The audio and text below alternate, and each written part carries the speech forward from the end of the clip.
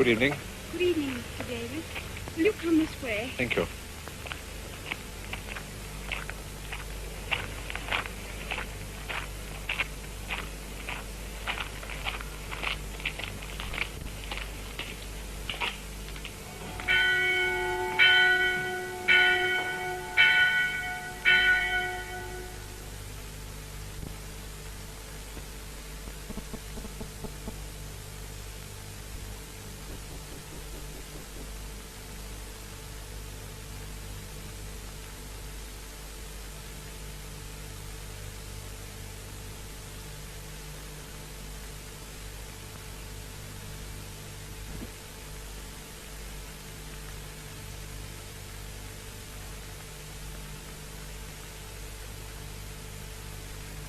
Here, on any other day, you'd find that gate down there, through which I've just passed, double locked against you.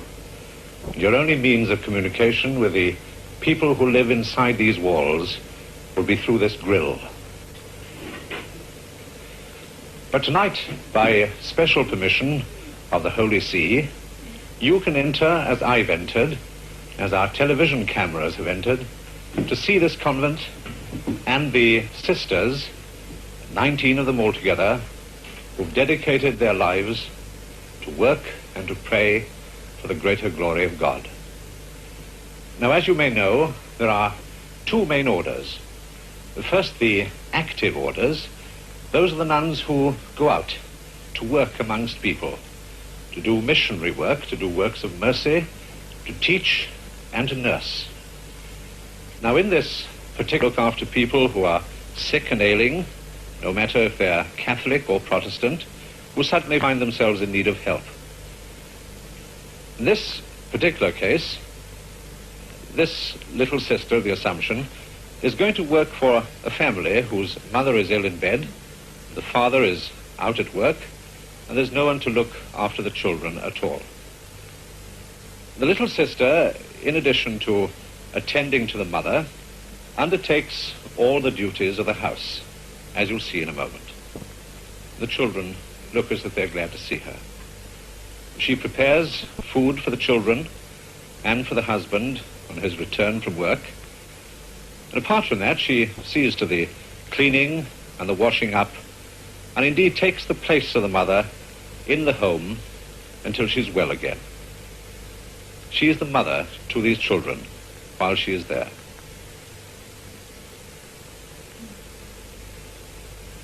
Well, those are the active orders. There are also the contemplative orders. These nuns live within walls and never go outside. One of the orders is the Carmelite order. As you know, this is a Carmelite convent. I'm speaking to you now from a room on the first floor of the main building. It's the room of the Mother Prioress.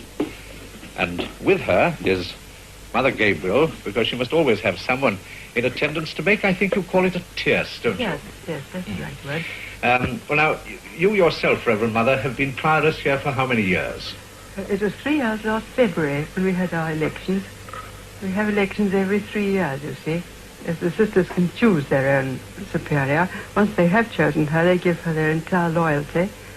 And after the first 3 years, we vote again. If they still want the same one, they can re-elect her, but only for another period of 3 years. After that time, she goes into the ranks, just like one of the other sisters, but she keeps the title Mother.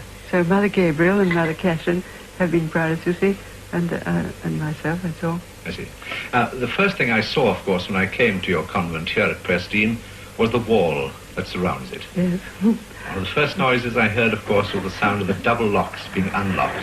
Now, why is it that you choose to lock yourselves in here? I think you've chosen the wrong expression, Mr. Davis. We don't really lock ourselves in, you know. I wouldn't call it that. I think we lock the world out. In the very old days, you know, even in the pre-Christian days, men used to dedicate themselves to God and go out into the solitude of the desert.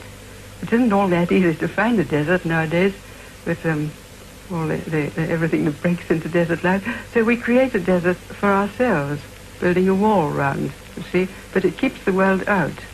You say building a wall, and that I gather here at Prestine was literally true. You did not only build your wall, but you built part of the convent as well, didn't you?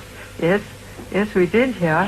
When we came 8 years ago, the house, it was an old house, you see, rather dilapidated, and we couldn't fit into it. We had to build a choir and a chapel and a sacristy, and we hadn't any money. Somebody gave us 10 shillings to get the materials, so we just had a shot at building it ourselves. It was rather chaotic at first, but by degrees we got over the troubles, you know, and Mr. Pugh, a big bricklayer in the town, taught us the elements of bricklaying and concrete mixing. Because otherwise you'd had no experience whatsoever. Oh, no, none at all. We mugged it up in books a bit, too. And making a roof, after all, is quite a business, isn't it? Yes. Successful, would you say? Yes, it was very successful. Rain didn't come. It was one of the easiest parts, actually, to do. Yes. And the building is still going on, isn't it? Yes. Oh, yes, we're building now, but it isn't quite the same sort of building because we're no longer using concrete blocks. We're building in wood now. It has the monastic cloister with cells off it, one for each sister. This is the cloister garth? Yes. And built of wood, of railway sleepers. Railway sleepers. Now, the railway sleepers I know usually have rather large holes in them, haven't they? Oh, the boat holes, yes, rather, haven't they? Oh, yes, we have to bung up the holes, you see. Yes. All the sisters can join in that. They poke paper into them, very strong in their fingers. Bunging up the boat holes? Bunging up the holes, yes. Until these new cells are ready, you're living in these huts on the lawn? Yes, they're little garden sheds. We had to get those when we first came so that each sister could have a cell. As I told you, the house wasn't big enough. But you'll be quite happy to leave them, I suppose? Oh, no. No? Oh, no, I don't think so. We simply love our huts, those kind of cells. Inside, of course, they're very sparsely furnished. Yes, just the old and the new. Yes, just the minimum. There's a black cross. I'm going to refer to that black cross later on, Mr. Davis. And then below the cross, on the left, you'll see a holy water stoop. And below that is the bed. There's a pillow, and a storm lantern on the right, you see, as we used to light ourselves across the lawn to bed, yes. And a jug of water, and the bookcase is, in that particular cell, it's an old orange box. You have to make do with what you can get. But no heating? Oh, no. Well, there's no sort of permanent heating. In the winter, when it's very cold, each sister, after matins, goes to the kitchen and takes a hot brick out of the oven. We take those across, wrapped in paper in some sort of a cloth bag, you see. That airs the bed. But otherwise no heating in the cells at all? No. Don't you ever suffer from colds? Do we? No, I don't think we do. Very much less than we did before. No, because I think, you know, it's probably the creosote. It acts as a kind of disinfectant, doesn't it? The creosote? Yes. Mother Gabriel is infirmarian, so she would know. But you are suffering from a cold at the moment, Mother Gabriel. They're the second since I've been in Carmelite, Mr. Davis. It probably means that the huts need a second coat of creosote, I should think. Well, now this, Mother, is really, to a person like myself, a hard and an austere life. There is no physical attraction whatsoever. What would you say prompts a girl to become a nun? Oh, nothing else but a very, very strong sense of vocation. She wouldn't be drawn to it in any other way. It's just a certainty that she's called to this kind of life. It's everybody's life, you see. No, and having been called, of course you don't, as it were, become a nun overnight. There are many stages, aren't there? Yes, indeed there are. For the first 6 months, we call her a postulant, because she's asking, you see, postulating. And then she wears ordinary clothes and moves about among us, does all the same things that we do. But we're looking at her, and she's looking at us. And at the end of the 6 months, if she still wants it, and we vote. The chapter nuns vote for her. If she gets an absolute majority, she's received into the order with a very solemn ceremony of a clothing. What exactly is the significance of this clothing ceremony? The clothing means that she puts off worldly garments, you see, and those are the ordinary clothes that she would have been wearing for the 6 months. She takes those off, and she's dressed during the time of the ceremony as the bride of our Lord in white.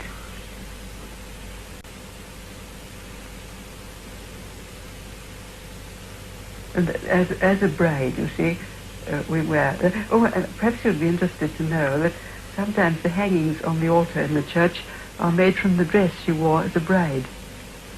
Very often the train. And she now reappears as a bride? Yes, with a little train bearer as a rule. And then she goes to the altar, and certain prayers are said there, and she goes back into the house and changes from the white into the elementary part of the habit of her order. See, as all the nuns are wearing. And so, from being a postulant, she becomes a novice. Novice, yes. She goes up to the bishop and he gives her the full insignia of the order, you see. And then she's a novice for a year, and at the end of the year we all vote again and receive her to temporary vows for 3 years.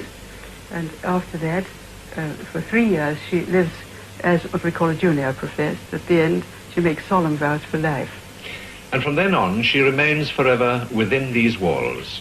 Yes, and that's some very exceptional case. We might make a new foundation, for instance, supposing we made a foundation in Russia or something like that. But supposing her mother was old, was ill, and there was really no one at all to tend her, would she then be released?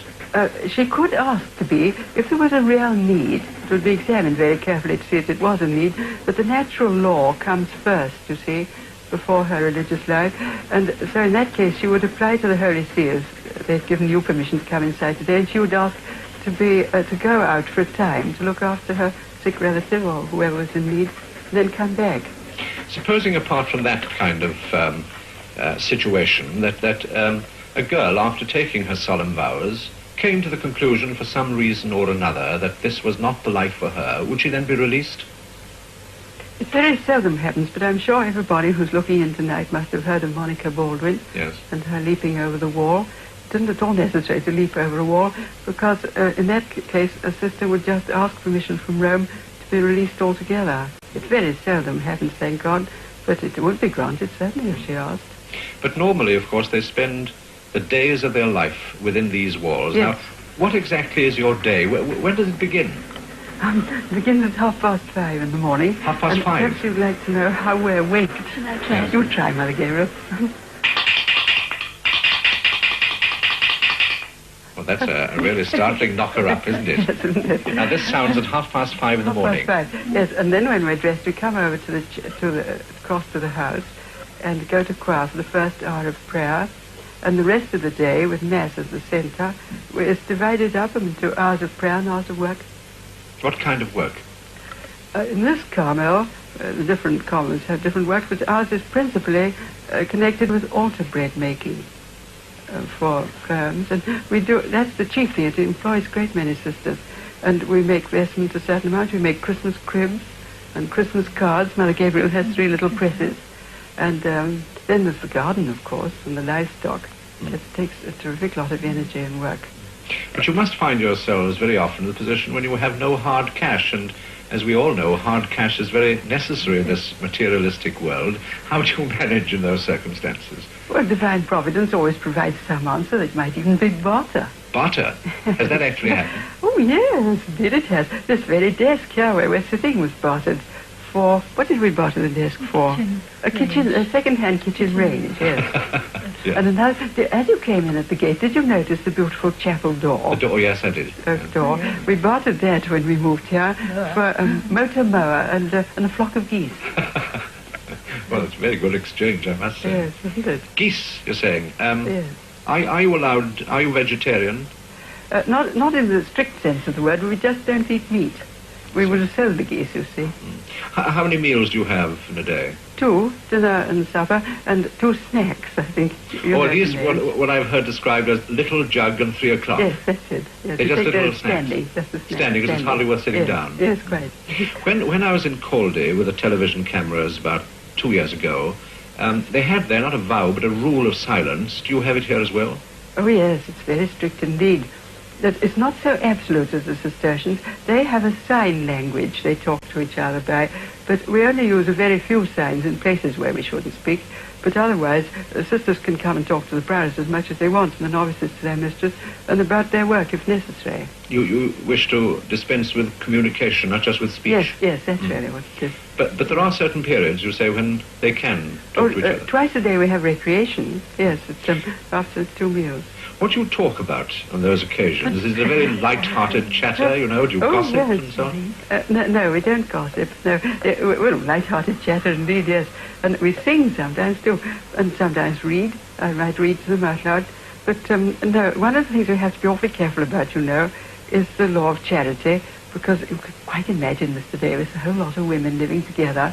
Supposing they started gossiping and making personal remarks, it could create a real little hell, couldn't they?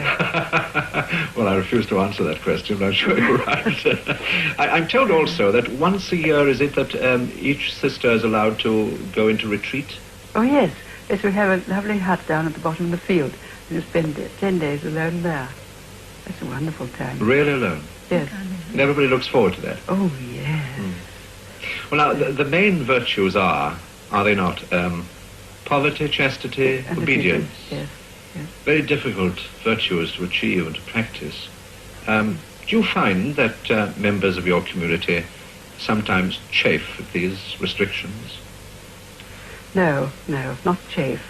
Certainly they find it hard, because you must realize we come here to meet trouble and overcome it, not to run away from it. I tell you what, Mr. Davis, would you like to come and ask them individually? They're all at recreation now. In the community room? Yes. I'd like that very much, if I may. Let's go. Right.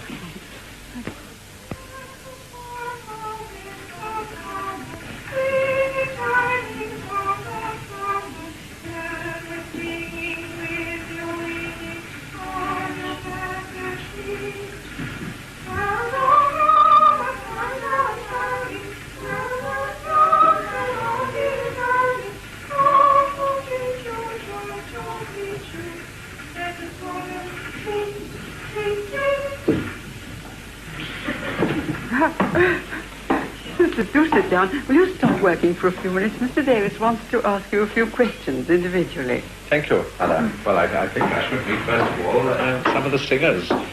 This is one, I think, here, isn't it? Sister? Sister Imelda. Imelda. What were you singing? It was called Gentle Swallow, and it was a little tune we learnt at school for one of our school Stelfords. Yes, Stelford. Yes. Because you're from Cardiff. Yes. And this isn't the first time we've met. No, I believe you gave me an audition for one of the very first All Your Own programs. That's right, in the Cardiff studio. Yes. You appeared in All Your Own, didn't you? Yes, with my brother. Well, now, with your brother, that's right. Now, how old were you then? 12. And that was how many years ago? Well, I'm 19 now. 7 years ago. I expect I've About changed then. a lot. Well, you have. You don't look exactly like someone who comes in for an audition for All Your Own, I must say, by this time. Were you at that time, you know, when you were 12, had you then decided that you wanted someday to become a nun? No, I hadn't thought of becoming a nun then, but when I was about 13, I found at home a copy of the life of the young Carmelite saint, Therese of Lisieux. And the Carmelite life attracted me so strongly that my conviction then that God was calling me to Carmel has never left me since. What did your father and mother say when you told them this? Well, they knew that it would be the hardest sacrifice that they would ever have to make. But I think that at the same time they felt the wonderful happiness that comes from giving a child to God. And when my brother was asked once how he would feel if his sister became a Carmelite, he said, I should feel very honored. Were you allowed to go immediately? No. Daddy thought it would be best if I went into the world to have a little experience before entering such a strict order. Yes. So after taking my school cert, I remained only 2 terms in the 6th form, and then I ventured out into the world because I thought it would be well worthwhile if it meant coming to Carmel a little quicker. For a job?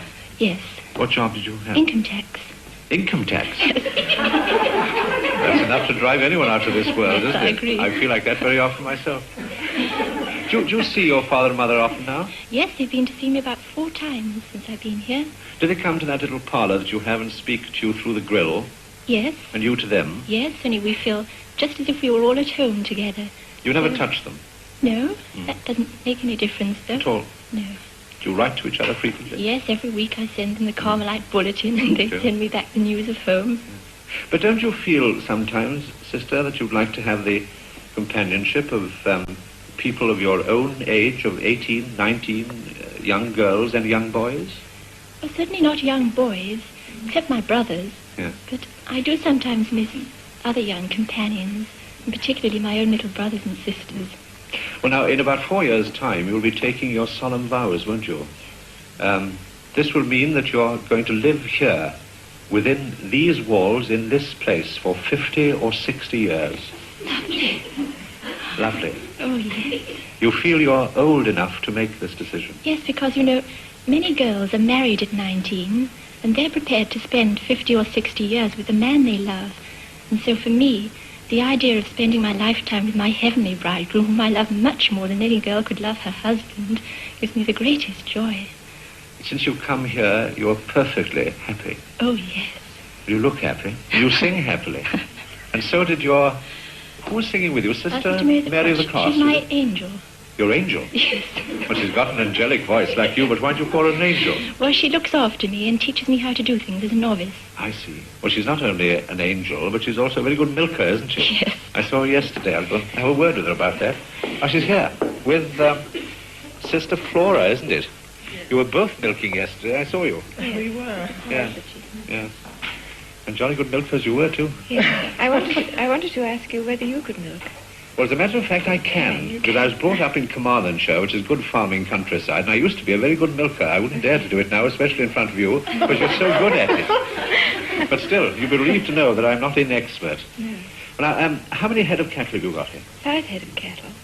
And they all have different names, haven't they? Yes.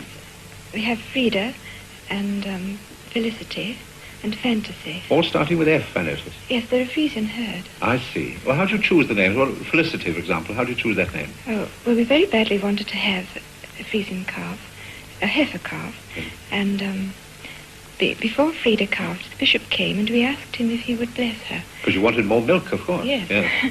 So when, a few days later, Felicity arrived, we gave her that name because it was such a happy moment for us all. Indeed. Are they always happy occasions like that? Oh, no, not always. Well, the next time we wanted a heifer calf, a bull arrived, and so we gave him the name of Fiasco. And the bishop blessed Frida on that occasion? No, he hasn't. There you are. Right. Just have a word with him, yes. Now, this is Sister Clare of Jesus, isn't it? Yes. How long have you been a nun? Nearly 8.5 years. What were you before that? I was a social worker in London. What kind of work did you do? I had a job in a mental hospital, and then I started training as a hospital almoner for 3 years, doing social studies at the same time. Then I went into the Diocesan Rescue Society, which provided homes for homeless and unwanted children. And I was the assistant to the adoptions officer there. Had you ever been attracted, before that, towards the idea of becoming a nun? No, not becoming a nun. Never? No, I hadn't thought of it. Was it therefore the direct result of this kind of social work that made you decide to become one? Yes, I think so, yes. Why was that? Well, I could see quite clearly that with all the efforts we made to do that work, that really only God could do it. Well, yes, if I may ask you, Sister, I'm sure there are probably, 5 or 6 million people watching us at this moment. I'm sure somewhere there's a little woman who's sad and unhappy and her life is empty, full of frustration, disappointment. I'm sure she is saying at this very moment, Sister, I'm sure you're a very good woman. I'm sure you believe in what you say, but I need help. And how do you think that you're helping me by living here within these walls, away from the world? Well, it's because we take everybody's sorrows and sufferings and frustrations, and we present them all before the throne of God, because only He can help and heal and comfort them. But couldn't you do both? Couldn't you live in the world and help these people and pray at the same time? Well, I tried it. And it didn't work? No, it's not enough. You must have the complete dedication to do the work most fully. And you believe that people like yourself must dedicate yourself to this life of prayer and meditation? Yes, I do, certainly. And in doing so, you believe sincerely that you are helping people in the world? Yes, I do indeed. Thank you, Sister. And thank you, Reverend Mother, very much. Oh, I'm so glad you're pleased, Mr. David. Excuse me a minute, sisters. It's time for Mr. Abbey Regina. So will you all go and put your clothes on, and I'll join you in a minute. Well, Mother, we're very grateful indeed to you for allowing us to visit your convent and for giving us the great pleasure of meeting you and members of your community. Now, I do hope that television hasn't been too overwhelming an upheaval for you here. Well, I must say it was a pretty grim prospect, Mr. Davis. Yeah. But actually, it hasn't been like that. I think we ought to thank you, you know, because you've made it so easy and pleasant for us. And I think I can speak for everybody. This really has been great fun. Good. We've quite enjoyed it. So you won't think I'm rude, will you, if I tell you that we'll find it still more pleasant to double lock those gates tomorrow. Yes, yes.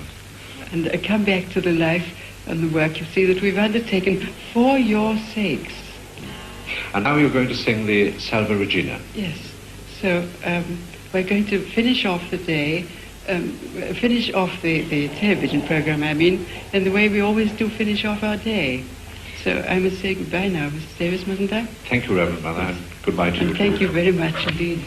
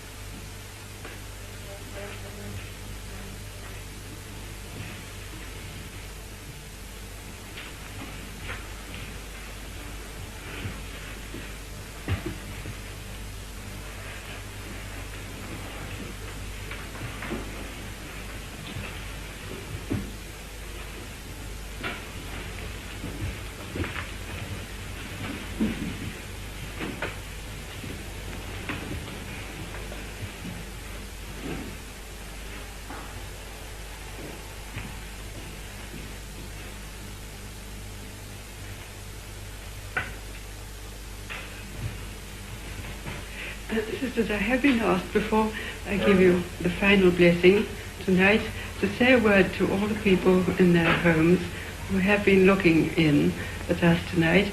And this is what I want to say, that we all realize that to remember a picture is much easier than to remember words.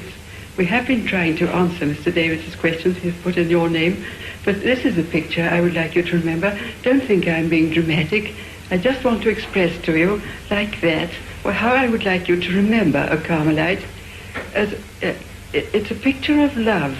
Do you remember that black cross in our cell, which shows the greatest love that ever was? And I want you to realize, too, that in holding out our arms like this, we're taking you all to our hearts. And all the people who are working, people who are suffering, people who are in any kind of trouble or loneliness, that we do care tremendously. And our prayer is personally for each one of you. Please will you remember that? And we take your joys as well to us. So may I ask God's blessing on all of you as well as on all of our community. Benedicat et custodiat nos omnipotens et misericors Dominus, Pater et Filius et Spiritus Sanctus. Amen.